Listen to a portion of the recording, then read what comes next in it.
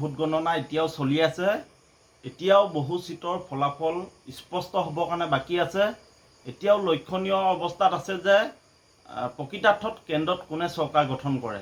কিন্তু এটা কথা স্পষ্ট যে বিজেপিয়ে যি মেজিক নাম্বাৰ 272, এই 272 অকলে অতিক্ৰম কৰিব নোৱাৰে। তেখেতলোকৰ সহযোগী দলসমূহৰ সহায় লাগিব। এতিয়া প্ৰশ্ন হয়, লোকসভা নিৰ্বাচনৰ যি নিৰ্বাচনৰ আগমুহূৰ্তত আমাৰ অসমৰ সন্মানীয় মুখ্যমন্ত্ৰী ডক্টৰ হিমন্ত বিশ্ব শৰ্মা ডাঙৰীয়া, সন্মানীয় বহুবল্কী মন্ত্ৰী ফিজু হাজৰিকা আৰু জয়ন্ত মল্ল বৰুৱাই যোৰহাট লোকসভা নিৰ্বাচনত নিৰ্বাচনী প্ৰচাৰ চলাই তেখেতলোকে কিছুমান ঘোষণা কৰিছিল।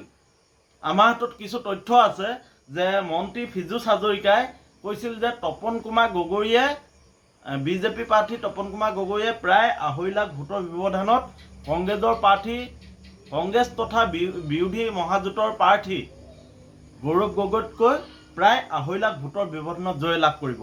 আৰু যদি কিবা কাৰণত গৌৰৱ গগৈয়ে যোৰহাট লোকসভা সমষ্টিৰ পৰা বিজয়ী হ'বলৈ সক্ষম হয়, তেতিয়াহ'লে মন্ত্ৰী ফিজু হাজৰিকাই তেখেতে ৰাজনৈতিক জীৱন ত্যাগ কৰিম বুলি তেখেতে সদম্বৰে ঘোষণা কৰিছিল।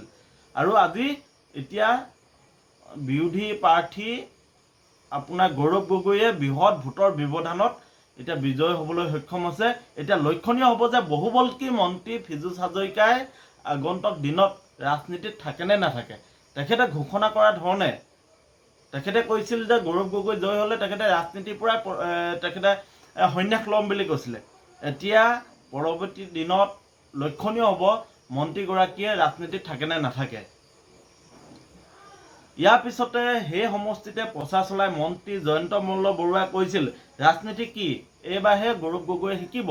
আগতে তেওঁ পিতৃৰ হাতত ধৰি ৰাজনীতি কৰিছিল আৰু এইবাৰ যিহেতু পিতৃ নাই, অসমৰ প্ৰাক্তন মুখ্যমন্ত্ৰী প্ৰয়াত তৰুণ গগৈ ডাঙৰীয়াৰ পুত্ৰ যিহেতু গৌৰৱ গগৈ, গতিকে ইতিমধ্যে তৰুণ গগৈ ডাঙৰীয়াৰ মৃত্যু হৈছে। গতিকে এইবাৰ যিহেতু পিতৃৰ অবিহনে গৌৰৱ গগৈ ডাঙৰীয়াই নিৰ্বাচন খেলিবলগীয়া হৈছে, গতিকে অসম চৰকাৰৰ কেবিনেট মন্ত্ৰী জয়ন্ত মল্ল বৰুৱা ডাঙৰীয়াই এইবাৰ নিৰ্বাচনী প্ৰচাৰৰ সময়ত গৌৰৱ গগৈক ইটিকিং কৰি এইবাৰ ৰাজনীতি কি গৌৰৱ গগৈয়ে শিকিব বুলি তেখেতে তুচ্ছ তাচ্ছিল্য কৰিছিল, অপমানসূচক মন্তব্য কৰিছিল।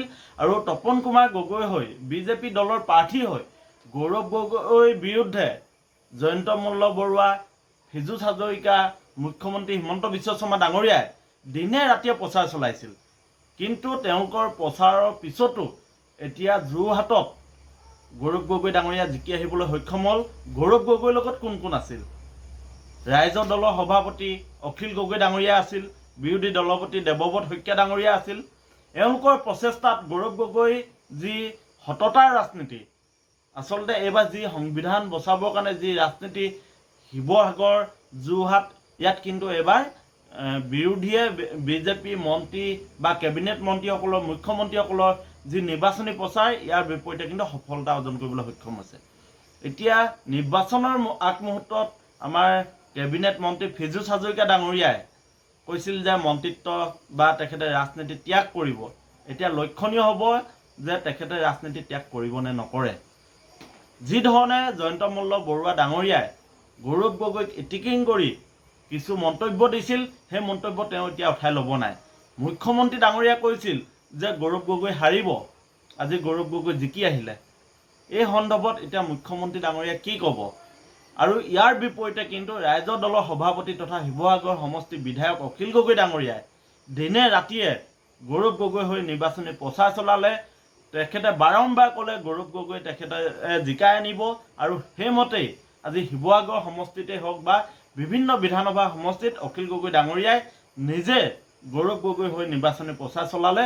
আৰু গৌৰৱ গগৈ আজি বিপুল ভোটৰ ব্যৱধানত বিজেপি প্ৰাৰ্থী তপন কুমাৰ গগৈ ডাঙৰীয়াতকৈ জিকি আহিবলৈ সক্ষম হ'ল।